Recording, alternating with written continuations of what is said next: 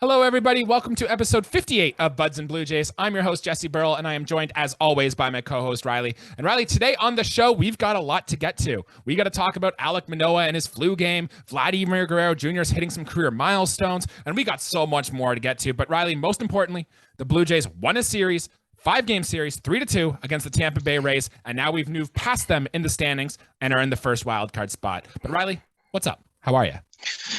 I am good, man. As you just said, 5 games. Anytime you play a 5-game series, first of all, almost unheard of. But second of all, if you can win that series, you should feel good as a team. You come out with no big injuries, no big hinderings from that. No one really struggled truly in the series. One big loss doesn't determine the outcome of the series either. I think that there was a lot of panic on Twitter that I saw. I think relax. I think that we're in a really good spot right now, and I think the standings show that. We're in the hardest division in baseball. We had a really tough part in our schedule. The Rays really showed that, hey, man, they're not pretenders on their payroll. They can do just about anything, and we come out, and we did real good, Jesse. We did real good in that series. Anytime you can win a series against a division rival down the stretch, it's nothing but a good thing. So I will take this as a positive from the Blue Jays. Let me get into the game recaps here. What happened? 5 games, so take a deep breath and let's roll. All right, game 1. Jays won this game 3-2. The Jays were down 2-1 in the 8th inning until Bo Bichette hit a go-ahead 2-run homer in the 8th. Jose Barrios was solid in the start, 1 run in 6 1/3 innings pitched. Vladdy and Bo each had 2 hits, and Jordan Romano got save number 33. Game 2, the Jays lost this one 4-2. Manoah was supposed to start this game, but didn't. He wasn't feeling so good, so the Jays had a bullpen day. Julian Merryweather got the start and was shaky. Mitch White got the bulk roll, 6 innings, 7 hits, 3 earned runs. Jays were down 4-0 early. We ended up getting 2 in the 8th, but it wasn't enough. Rays take game 2. Game 3, Jays won 7-2, and this was my favorite game of the homestand. This one was fun. Alek Manoah made the start, battling a stomach bug, and fought through it. 6 2/3 innings pitched, only 2 earned runs, which both came off solo home runs. Multi-hit games for Kirk. Whit Merrifield had a huge go-ahead double, and George Springer broke his home run drought with home run number 20 on the season. Game 4, Jays won 5-1. Ross Stripling, man, Bob Ross, was at it again. 6 1/3 innings pitch, only 3 hits allowed. Santiago Espinal had 3 hits. Danny Jansen and Bo Bichette had 2 more. And Vladimir Guerrero Jr. broke his home run drought with number 100 on his career. And in game 5, this was the blowout you were talking about, Riley. Jays lost 11-0. Kevin Gausman got in some trouble early, and then he settled in. The Jays just flat out didn't hit. Shane McClanahan had a lot to do with that. He's really damn good. And the combination of Trevor Richards and David Phelps got into a lot of trouble in the 9th, so the Jays just couldn't come back. But where we stand right now after this series, we're in the top wildcard spot, meaning if the playoffs ended today, we would be playing in Toronto. We're half a game up on half a game up on the Rays, and we're tied with Seattle, and still 6 back of the Yankees. So, Riley, where do you want to go first? A lot to talk about. 5-game series, a lot of baseball. Take it away. Well, I think before the show, you referred to this as your favorite game of the series, and how could I not agree with that? That is perfect, a perfect way to say it. So, as you know, it's the so-called flu game for Mr. Alek Manoah. So, for those of you who don't know, obviously the great Michael Jordan, the greatest basketball player of time, playing in the finals with a stomach bug. He did his thing. So this is a smaller flu game. Right. Still playing at a very important series though, and going out and doing Alek Manoah things, and that's dominating guys, getting guys to swing and miss, just making right-handed batters look stupid and invoking weak contact to the left-handed batters. It was another good appearance for Alek Manoah. What else can you say about him, man? Like, there's not too many times we're sitting here and saying bad things about the guy. It's Alek Manoah. He's a stud. He's going to get Cy Young votes this year, and right now he's one of the best pitchers in baseball.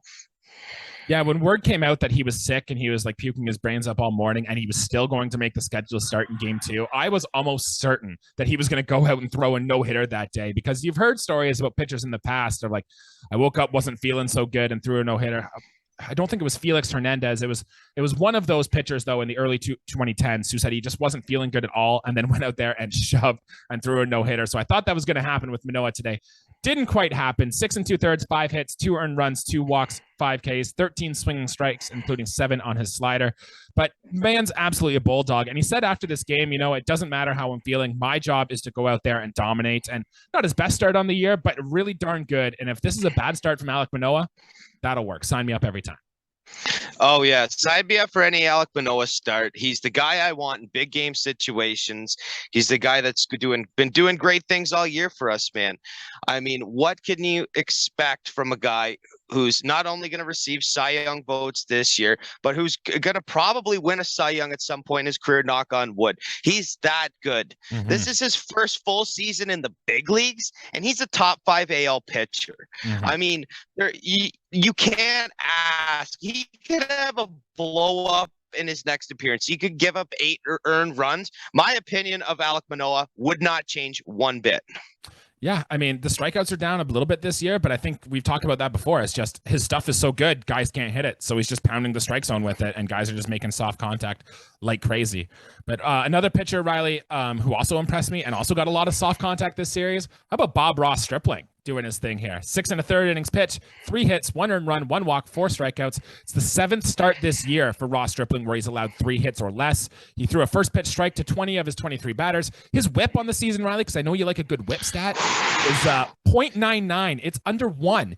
He doesn't yet have enough innings to qualify, but if he did, his whip would be the best in Toronto Blue Jays history, Riley. History.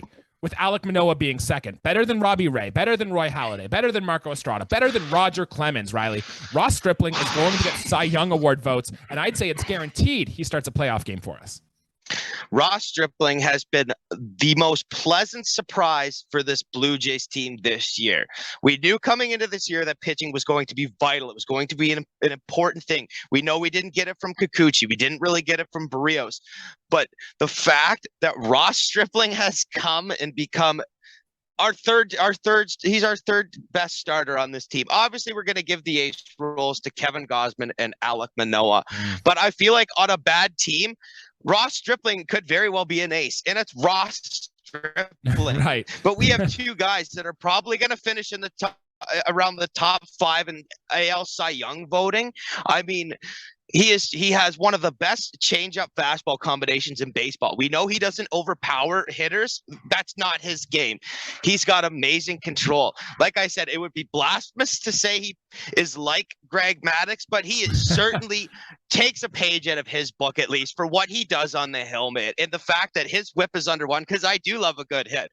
I love a good whip. If you're walking guys and giving up hits, your other stats aren't going to be good that look around that. You start with limiting base runners. I mean, your numbers are going to look great. And Ross Stripling's numbers look fantastic, dude. I think you could make the argument right now based on, we'll talk to Kevin Gausman a little bit later, but you could make the argument that Ross Stripling should be ahead of Kevin Gausman in the depth chart right now. And it's either way, if Kevin Gausman's your third in a rotation, that's ridiculous. This Blue Jays pitching staff, especially that top 3, when we get into the playoffs, is going to be in a really good shape. So I'm excited to see more from Ross Stripling. And thank God he's here and he's putting up performances like this. Oh yeah, like honest to God, man, what would we do without this guy right now? Because he, for a long time in the dark times, for a month and a half, when Jesse, we really didn't know what was going on. Ross Stripling was great. As soon as he came back, made his rehab start in Buffalo, and then came back to this major league club, he has been on point, man. He has been an absolute stud on the mound for us, man. Can't ask for anything more. He's playing way above his pay grade. He's playing way above his potential. Like, absolute killer year for Ross Stripling, Mr. .99 whip. We should get that on a jersey. That'd be great. From the pitching side to the offense, Riley, how about our shortstop, Mr. Bo Bichette? We've led the episodes with him 2 in a row. Now he's going to be third on our episode this series. Like, oh no, is Bo Bichette falling apart? But Riley, his home run in game 1 was the best home run, I think the most clutch home run that I've had seen the Jays hit this year. I got big Russell Martin vibes from that series against the Yankees in 2015. Riley, take it away. Tell me about Bo Bichette. I mean, we covered it in so many of our episodes, especially up until recently. But we're going to keep talking about Bo Bichette until he cools off. Mm-hmm. Obviously, we knew this is going to happen. He didn't go out there and have 4 home runs in this series. We'd be lying if he said this is his weaker series out of the last 3 series, but the fact that we're still talking about him, I mean, should tell you everything you need to know. The fact of the matter is Bo Bichette has put up some crooked numbers offensively. I mean, September is Bo's month, apparently. I don't know what it is. I wish all the calendar months that were played baseball were. He was not having the best of years. Bo Bichette is not broken, nor was he ever broken. I mean, people slump, and Bo Bichette's slump just seemed to have lasted long. I think that the series that we just watched is a lot of what Bo Bichette can do. I think that he's a very clutch guy. Game 1, Jesse, I mean, that we're losing 3 games and only winning 2 if Bo Bichette isn't in the lineup in game 1. I mean, he had the first RBI on a hit for us in that game, and then obviously the bottom of the 8th he comes up in a huge at-bat, a huge moment, and hits a 2-run shot, makes it 3-2. Our closer comes in and shuts the door in the 9th. We don't have to take our at-bats to the bottom of the night. It's not a walk-off, Jesse, but it certainly gets those walk-off vibes. I mean, it's a huge – I would agree with you, man. It's probably the biggest home run of the season in such an important game, man. And, yeah, we're just going to if Bo Bichette does the same thing next week, this weekend versus Baltimore, we could be talking about him on Monday or Sunday night, whatever it may be. Like, until he truly cools off, Bo Bichette is the guy right now. There are people on his back. Let's ride it out with Bo, because we're geared up for October baseball, man, without a doubt. Again, setting the tone early in game 1 is what Bo Bichette did. He took the team on his back. And the big thing about not only did he hit the home run is his at bat before, he took a fastball that almost hit him in the face, and he slams his bat down in frustration. You could tell he was agitated, ready to go. And then his next at bat on a 1-1 pitch, he takes a fastball off the plate that's called a strike. Bo Bichette reacted immediately. Now he's down 1-2. They throw him 2 sliders in the other's batter's box, which Bo Bichette was swinging at all year. Took them both. And then the pitch he hit out was a slider down and away on the corner. And he still put it out to left center field for a 2-run home run.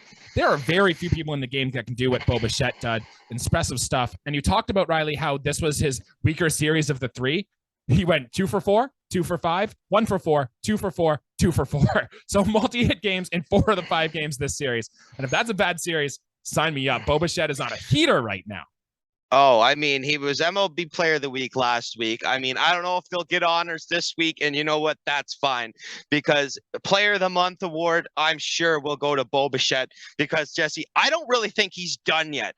We knew that he wasn't going to hit the same. Like, I don't think he's done yet. I think that this might be a historical Blue Jays month for as far as numbers go with how Bo Bichette has been doing. I think he's on track for something really special. I don't know what that is, whether it's most hits in a month, extra base hits in a month. I don't know, man. But Bo Bichette is doing something extraordinarily special right now, and we're all here to witness it in a really important time where we need someone to carry this team. Absolutely. Let's get to some of the rest of the roster and maybe some players that disappointed in this series. Teoscar Hernandez was one that stood out for me. We were kind of hoping that his new dad strength he'd have could help Teo soar a bit, but it hasn't happened. I didn't check his stats on game 5, but for the first 4 games, he was just 1 for 11, no walks, 4 strikeouts. He also had a big throwing error in game 1 of the doubleheader, which caused 2 more runs to score. And just like Vladdy, Riley, Teoscar's ground ball rate has increased dramatically this year. It's up to 45%, and he's never had a ground ball rate in the 40s ever in his career.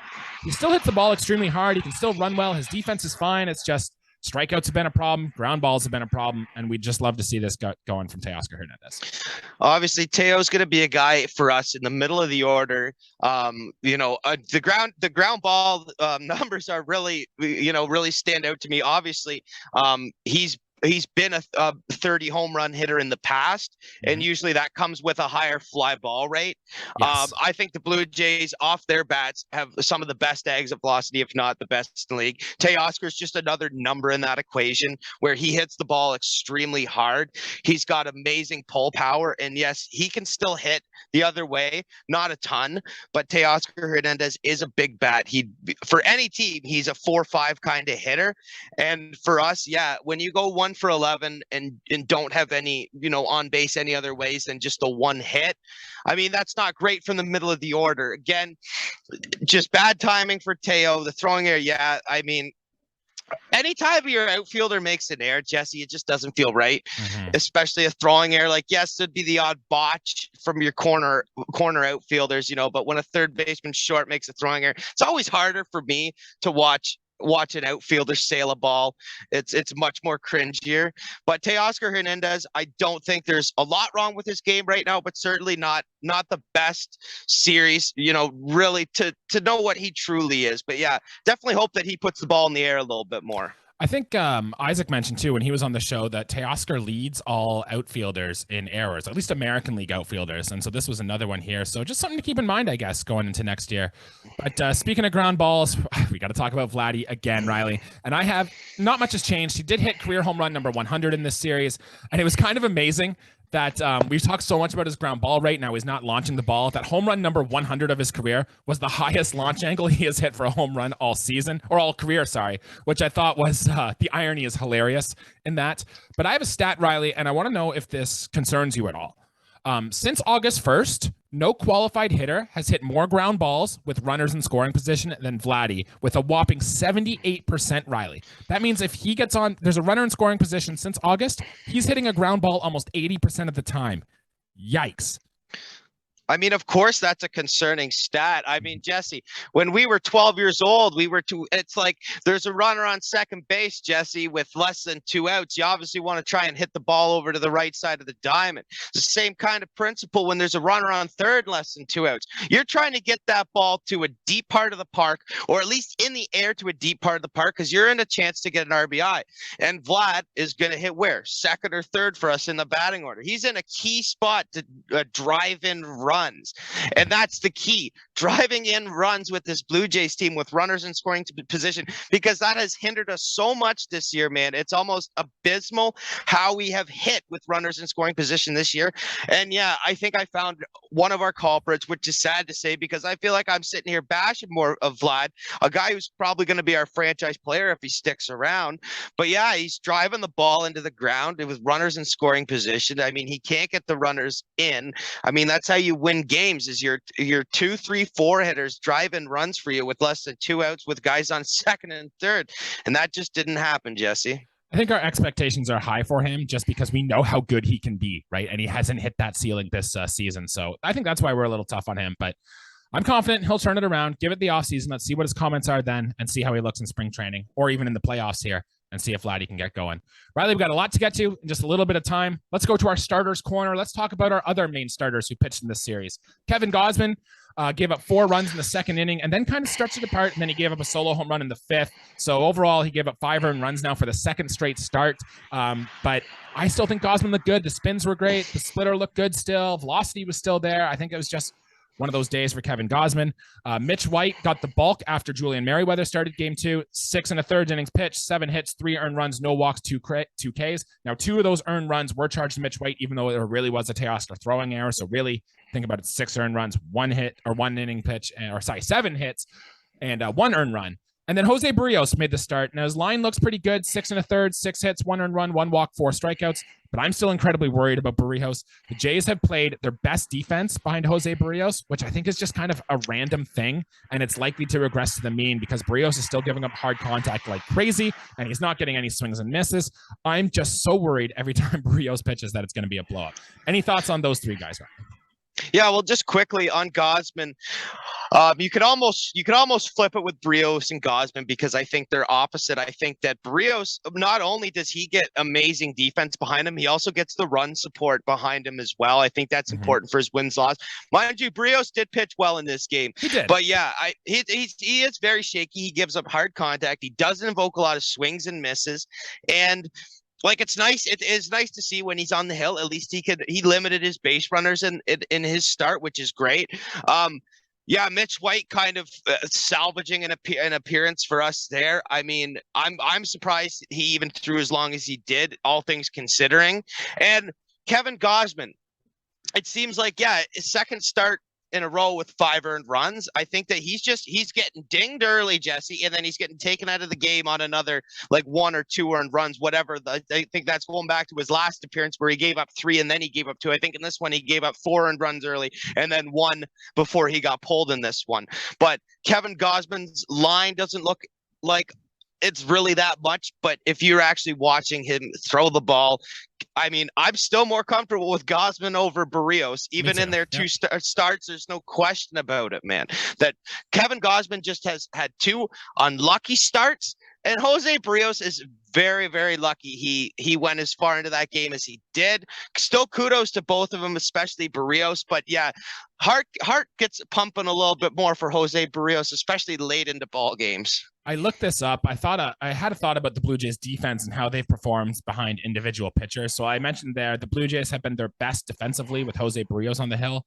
I think they've got 7 outs above average anytime he starts. The Jays have been the worst for Kevin Gosman whenever Gosman starts for some reason. It's been a -10 defensive run saves, which could probably lead to the high BABIP, and it's probably why he's giving up so many base runners and so many runs. Again, I don't think that's anything to do with Gosman specifically. I think it's just one of those random things, and it'll even itself out because the Jays defense on the season has been actually quite good.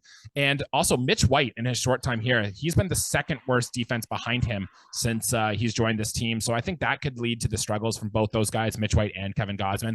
And if the defense plays better, both those pitchers are going to be better. And I think it's going to be a good thing for both guys going forward. I mean, I think I cut Gosman a little more slack. I think with Mitch White, if he has a good defense behind him, it's not going to really increase his numbers that much. Like I said, I expected Mitch White to be okay. I didn't expect him to be this bad as a whole since we got him from Los Angeles. But Kevin Gosman, yeah, if the defense he got behind him were as good as what guys like Gosman were getting, or sorry, what Barrios were getting, if Gosman get that same kind of treatment, then I think, yeah, his numbers would certainly look better, Jesse. I mean, there's no question about it. All right, I got 4 notes here. Tell me if any of these things catch your attention, Riley. Gabriel Moreno got his first start at catcher in Game 5 to catch Kevin Gosman, and there are also reports he was out in center field taking some work in the outfield. Riley, we've mentioned it all year that we thought Gabriel Moreno should take some outfield work to see if he can get out there. George Springer broke a long homerless drought with a 2-run home run in Game 3, giving him 20 on the year. That's now 5 Blue Jays with 20 home runs on the season, the most in baseball. Bradley Zimmer's sprint speed from first to home was under 10 seconds, Riley. Covered at a 29.8 feet per second, where 30 is considered elite. So Bradley Zimmer can still fly.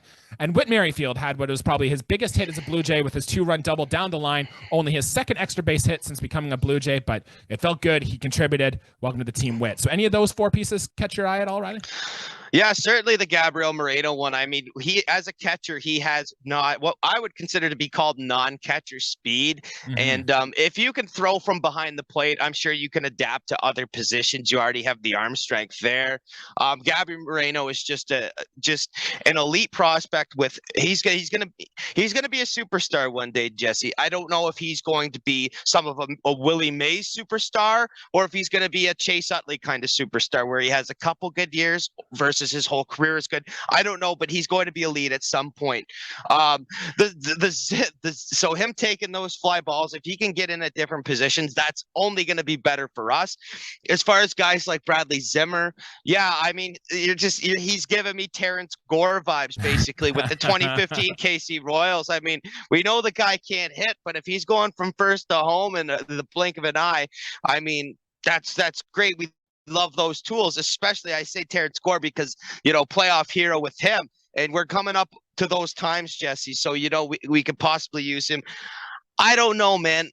It's all up to speculation. I certainly hope he doesn't get a lot of at-bats, and I'm sure he won't. Yeah, he definitely not. There's too many good hitters on this lineup for Bradley Zimmer to get any at-bats. But, he's going to be valuable. He's going to be a pinch runner off the bench, play some defense, and that's his role in the team. And the Blue Jays seem to like that. Some more news and notes here, Riley. Alejandro Kirk is considered day-to-day with some hip tightness. The Jays are being, quote, careful with him, especially because it's the same hip injury that caused Kirk to go on the 60-day IL last season. Lourdes Gurriel Jr. isn't running yet, but he is taking some BP and throwing. So the Jays are being very careful with both Alejandro Kirk and Lourdes Gurriel Jr. I'd expect him back, probably around the time their IL stint is up, maybe even a little earlier for Kirk. And Ross Stripling has announced that he's adding another nugget to the chicken strip family. So congrats to the Striplings. Yeah, absolutely. Ross Stripling. I mean, what a pleasant year for him. God bless that family. I mean, if he's as good of a father as he is a pitcher, I mean, those kids are going to have a wonderful life. That's amazing. Welcome to the Toronto Blue Jays family. I mean, we certainly love having Ross here, and I'll take anyone from the Stripling family because, damn, he should stay a while. certainly stay a while, Ross Stripling and company. Yep, the Blue Jays are sending 6 players to the Arizona Fall League, and it's one of my favorite things to follow baseball in the fall here, including some prospects: Addison Barger, Tanner Morris, outfielder Zach Britton. No, not that Zach Britton. Blue Jays outfield prospect him. And then 3 pitchers: Hagen Danner, Hunter Gregory, and Andres Tolhurst. Now, a lot of these are guys that haven't pitched a lot this year, and then a few of our top prospects. Hagen Danner is a name to know about. Zach Britton's been mentioned for a while, so keep an eye on that in the Arizona Fall League to see how some Blue Jays prospects do. And Riley, it was also Roberto Clemente Day around Major League Baseball, so I'd like to wish you a happy Roberto Clemente Day to you and yours. Happy Roberto Clemente Day, because our Blue Jays team with the Hispanic heritage is amazing. We got one of the best dual. We're lucky, Jesse, you and I are lucky to be Canadians, and so is Vladimir Guerrero Jr. And of course, he comes from a luscious baseball background, Dominican background as well. Teoscar Hernandez, I don't want to name them all because I'm going to forget.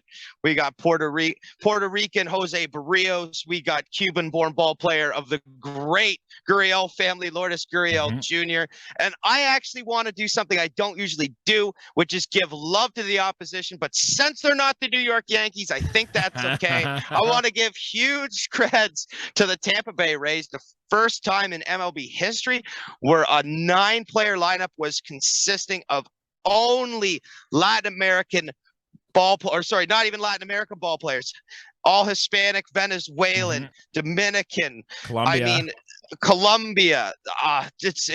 That's incredible for a sport that is considered America's pastime. I mean, you absolutely love to see it. Kudos to the Rays organization. You should be very proud of the team you've assembled, the diversity of that, because as the Blue Jays, I mean, Jesse, you have a pitcher on your background, Yusei Kikuchi, the Japanese-born, and obviously I just said Vlad. I mean, baseball players come in all shapes and sizes, come from all ethnicities. And speaking of shapes and sizes, I want to give some love to my boy Alek Manoah for sticking up for Kirk. I don't even know who the writer was because it doesn't matter, because it's just petty nonsense. Yep. But the whole fat shaming thing, I don't care, Jesse.